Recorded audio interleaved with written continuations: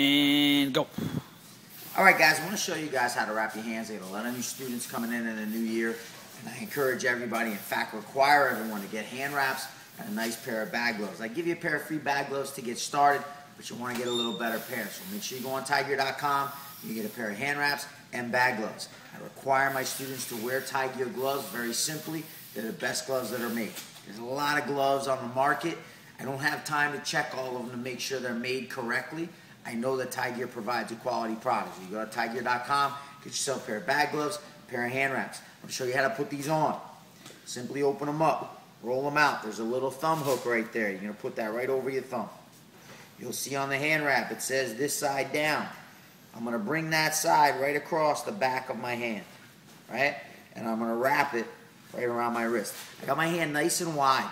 That opens up my hand so that I don't cut off the circulation as I'm wrapping this wrap. I'm going to go 2 times around my wrist and come across the top of my hand to my pinky knuckle and go 2 times around my knuckles. Once I go across that pinky knuckle again, I'm going to come back up. I'm going to go back down again across the back side of my hand. Again, I'm going to go around my wrist 1 time. I'm going to come right through the middle of my fingers. 1 time around the bottom, through my fingers. 1 time around the bottom, through my fingers. 1 time around the bottom.